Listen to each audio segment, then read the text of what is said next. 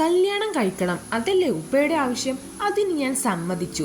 പക്ഷെ എൻ്റെ ജീവിതത്തിലേക്ക് വരുന്ന ആ പെൺകുട്ടി എൻ്റെ ബിസിനസ്സിലോ എൻ്റെ വ്യക്തിപരമായ കാര്യങ്ങളിലോ ഇടപെടാൻ നോക്കണ്ട. ആ കാര്യം ഉപ്പ അവളോട് മുൻകൂട്ടി പറഞ്ഞേക്കണം. ഷർട്ടിന്റെ ബട്ടണുകൾ ശരിയാക്കിക്കൊണ്ട് ഫൈസ് അത്രമേൽ ഉറച്ച ശബ്ദത്തിൽ പറഞ്ഞു. അവന്റെ മുഖത്ത് യാതൊരു ഭാവവ്യത്യാസവും ഉണ്ടായിരുന്നില്ല. മുറിയിലേക്ക് കയറി വന്ന് റഷീദ് ഹാജി മകനെ ഒന്ന് നോക്കി. നാട്ടിലെ വലിയൊരു ബിസിനസ് സാമ്രാജ്യത്തിന്റെ അധിപനാണ് റഷീദ് ഹാജി. ആളുകൾക്കിടയിൽ വലിയ നിലയും വിലയുമുള്ള ഒരാൾ. പക്ഷേ തൻ്റെ മുന്നിൽ ഒട്ടും കുലുങ്ങാതെ നിൽക്കുന്ന മകന്റെ ഈ ഭാവം അദ്ദേഹത്തിന് പുതിയതായിരുന്നില്ല. ആദ്യ ഭാര്യ അവനെ വിട്ടുപോയതിനു ശേഷം ഫൈസ് കൂടുതൽ കടുപ്പക്കാരനായി മാറിയിരിക്കുകയാണ്. വിട്ടുവീഴ്ചകളൊക്കെ വേണ്ടി വരും. റഷീദ് ഹാജിയുടെ മകൻ ഒരു പെണ്ണിനെ വീട്ടിൽ കൊണ്ട് നിർത്തിയിരിക്കുകയാണെന്ന് നാട്ടുകാരെ കൊണ്ട് പറയിപ്പിക്കരുത്, ഹാജി തൻ്റെ ഗാംഭീര്യമുള്ള ശബ്ദത്തിൽ പറഞ്ഞു. ഫൈസ് തിരിഞ്ഞു നിന്ന് ഉപ്പയുടെ കണ്ണുകളിലേക്ക് നേരിട്ട് നോക്കി. നാട്ടുകാരെ പേടിച്ചല്ല ഞാൻ ജീവിക്കുന്നത് ഉപ്പ. നിങ്ങളുടെ വാക്കിന് വില കൽപ്പിച്ചത് കൊണ്ട് മാത്രമാണ് ഞാൻ ഇന്ന് ഈ രണ്ടാം വിവാഹത്തിന് തയ്യാറായത്. തൊട്ടടുത്ത വസ്ത്രങ്ങൾ എടുത്തു വെക്കുകയായിരുന്ന ഉമ്മ ഫൈസിന്റെ അരികിലേക്ക് വന്നു. മോനെ, വരുന്ന പെൺകുട്ടിയെക്കുറിച്ച് നീ ഒന്ന് തിരക്കുക പോലും ചെയ്തില്ലല്ലോ. അവൾ ഉമ്മ പറഞ്ഞു തീരുന്നതിന് മുൻപ് ഫൈസ് കൈ ഉയർത്തി അവരെ തടഞ്ഞു. എനിക്കറിയേണ്ട ഉമ്മ, ഉപ്പ കണ്ടെത്തിയ പെണ്ണല്ലേ, നിങ്ങളുടെ അന്തസ്സിന് ചേർന്ന പെണ്ണായിരിക്കും. അതുകൊണ്ട് ബാക്കി കാര്യങ്ങൾ ചടങ്ങ് പോലെ അങ്ങ് നടക്കട്ടെ. വിവാഹം കഴിഞ്ഞിട്ട് ആഴ്ച 1.5 പിന്നിട്ടിരിക്കുന്നു.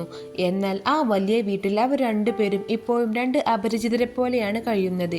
ഒരു മേൽക്കൂരയ്ക്ക് കീഴിലാണെങ്കിലും ഫൈസ് അവളെ ഒന്ന് തിരിഞ്ഞു നോക്കുകയോ അവളുടെ മുഖത്തേക്ക് നോക്കി ഒരു വാക്ക് സംസാരിക്കുകയോ ചെയ്തിരുന്നില്ല.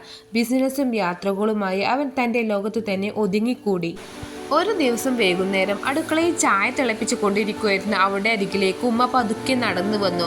സങ്കടത്തോടെയും അല്പം കുറ്റബോധത്തോടെയും അവർ അവളുടെ തോളിൽ കൈവച്ചു. മോളെ, സങ്കടമുണ്ടല്ലേ നിനക്ക്?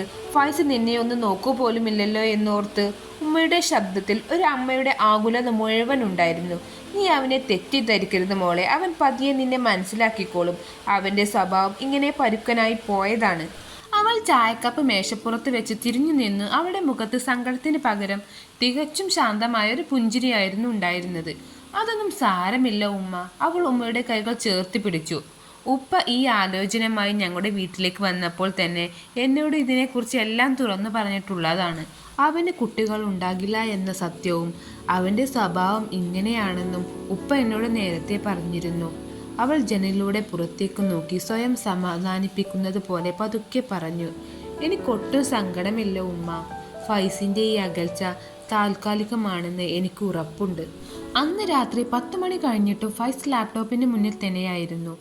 ഓഫീസ് ഫയലുകൾ നോക്കുന്നതിനിടയിൽ ചായക്കപ്പുമായി അവൾ മുറിയിലേക്ക് നടന്നു വന്നു. മേശപ്പുറത്ത് കപ്പ് വെക്കുന്നതിനിടയിൽ അവളുടെ കൈ തട്ടി കുറച്ച് ഫയലുകൾ താഴേക്ക് മറിഞ്ഞു വീണു. ഫൈസ് ദേഷ്യത്തോടെ ലാപ്ടോപ്പ് അടച്ചു എഴുന്നേറ്റു. അവൻ്റെ കണ്ണുകൾ ചുവന്നിരുന്നു. നിന്നോട് ഞാൻ പലവട്ടം പറഞ്ഞിട്ടുണ്ട് എൻ്റെ മുറിയിലേക്കോ എൻ്റെ കാര്യങ്ങളിലേക്കോ ഇടപെടാൻ വരരുതെന്ന്. ഫൈസിൻ്റെ ശബ്ദം ആ മുറി മുഴങ്ങി. താല്പര്യമില്ലാതെ കഴുത്തിൽ കെട്ടിയ ഒരു കയറാണ് നീ എന്ന് നിനക്ക് ഇനിയും മനസ്സിലായില്ലേ? നീ എന്ത് കണ്ടിട്ടാണ് എൻ്റെ ജീവിതത്തിലേക്ക് കടന്നു വന്നത്? അവൻ്റെ ദേഷ്യത്തിന് മുന്നിൽ അവൾ ഒട്ടും ഭയന്നില്ല. ഫയലുകൾ പെറുക്കി മേശപ്പുറത്ത് വെച്ച ശേഷം അവൾ ഫൈസിൻ്റെ കണ്ണുകളിലേക്ക് നേരിട്ട് നോക്കി. നിങ്ങളുടെ വലിയ ബിസിനസ്സോ ഈ പണമോ കണ്ടിട്ടല്ല ഞാൻ ഈ വീട്ടിലേക്ക് വന്നത് ഫൈസ്. അവൾ വളരെ ശാന്തമായി എന്നാൽ അത്രമേൽ ഉറച്ച ശബ്ദത്തിൽ പറഞ്ഞു. നിങ്ങൾക്ക് എന്നോട് സ്നേഹമില്ലെന്നും എല്ലാം അറിഞ്ഞുകൊണ്ട് തന്നെയാണ് ഞാൻ നിങ്ങളുടെ ജീവിതത്തിലേക്ക് വന്നത്. നിങ്ങളുടെ ഉപ്പ എൻ്റെ വീട്ടിൽ വന്ന് ഓരോ കാര്യങ്ങളും എന്നോട് തുറന്നു പറഞ്ഞിട്ടുണ്ട്. എനിക്കൊന്നു മാത്രം അറിഞ്ഞാൽ മതി ഫൈസ്. എല്ലാം അറിഞ്ഞുകൊണ്ട് നിങ്ങളുടെ കൂടെ നിൽക്കാൻ തീരുമാനിച്ച് എന്നെ അപമാനിക്കാൻ നിങ്ങൾക്ക് ഒരു അവകാശവുമില്ല. അത്രയും പറഞ്ഞ് അവൾ മുറി വിട്ടിറങ്ങി. ഫൈസ് ആ ഇരുന്ന ഇരിപ്പിൽ തന്നെ ഇരുന്നു. അവളുടെ വാക്കുകൾ അവൻ്റെ കാതുകളിൽ മുഴങ്ങിക്കൊണ്ടിരുന്നു. ആദ്യമായി അവൻ്റെ ഉള്ളിൽ ഒരു കുറ്റബോധം തല പൊക്കാൻ തുടങ്ങി. ആ ചിന്തകൾ അവനെ ആ വീട്ടിലെ കഴിഞ്ഞ ചില ദിവസങ്ങളിലേക്ക് കൂട്ടിക്കൊണ്ടുപോയി.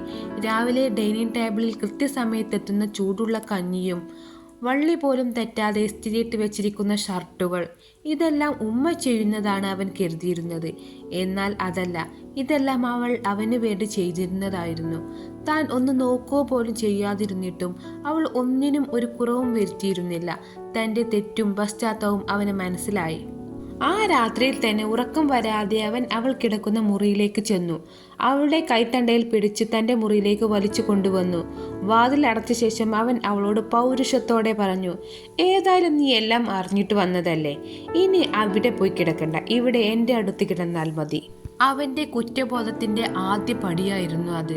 അവന് അവളോട് എന്തൊക്കെയോ ചോദിക്കാനും പറയാനും ഉണ്ടായിരുന്നു. പക്ഷേ ആ പരുക്കൻ സ്വഭാവവും ഈഗോയും കാരണം അവനൊന്നും ചോദിച്ചില്ല.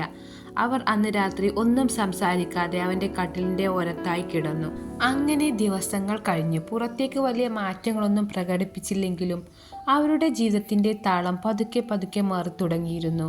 അവൾ നൽകുന്ന കരുതലും സ്നേഹവും അവനിലേക്ക് പതുക്കെ പടരുകയായിരുന്നു. ഒടുവിൽ അവൻ്റെ നെഞ്ചിലെ ചൂടേൽക്കാതെ അവൾക്ക് ഉറക്കം വരാതെയായി. മാനസികമായും ശാരീരികമായും അവർ എന്നേക്കുമായി ഒന്നായി മാറി. അങ്ങനെ ദിവസങ്ങൾ കഴിഞ്ഞു. ഒരു ദിവസം അവൾക്ക് ചെറിയൊരു വയ്യായിക തോന്നി. അവൾ ഹോസ്പിറ്റലിലേക്ക് പോയി. വീട്ടിലേക്ക് തിരിച്ചെത്തിയ പാടെ അവൾ മുറിയിലേക്ക് ഓടിക്കയറി കരച്ചിലായിരുന്നു. ഫൈസ് ദേഷ്യത്തോടെയാണ് അവളോട് ചോദിച്ചത്, എന്താണെന്ന് വെച്ചാൽ തുറന്ന് പറയൂ. അവൾ വിറയ്ക്കുന്ന കൈയോടെ ആ പ്രഗ്നൻസി റിപ്പോർട്ട് ഫൈസിൻ്റെ കയ്യിലേക്ക് കൊടുത്തു. എന്നിട്ട് ഉമ്മയുടെ നെഞ്ചിലേക്ക് വീണു ഉറക്കെ കരഞ്ഞു. ഞാനൊരു തെറ്റും ചെയ്തിട്ടില്ല ഉമ്മ. ഇതെങ്ങനെ സംഭവിച്ചെന്ന് എനിക്കറിയില്ല. എന്നെ ആരും തെറ്റിദ്ധരിക്കരുത്. ഫൈസിന് കുട്ടികൾ ഉണ്ടാകില്ല എന്നറിഞ്ഞുകൊണ്ട് വന്നതിനാൽ ഈ റിപ്പോർട്ട് തന്നെ ഒരു ചതിയാകുമോ എന്ന ഭയമായിരുന്നു അവൾക്ക്. പക്ഷേ റിപ്പോർട്ട് കണ്ട ഫൈസ് ഒട്ടും ദേഷ്യപ്പെട്ടില്ല. അവൻ അവളുടെ അരികിലേക്ക് ചെന്ന് ചേർത്ത് പിടിച്ചു വളരെ സ്നേഹത്തോടെ ചോദിച്ചു, എന്തിനാടോ നീ ഇങ്ങനെ കരയുന്നത്? ഇങ്ങനെ ഒരു റിപ്പോർട്ട് കാണുമ്പോൾ നമ്മൾ സന്തോഷിക്കുകയല്ലേ വേണ്ടത്? അവൾ അത്ഭുതത്തോടെ കണ്ണുനീർ തുടച്ചു.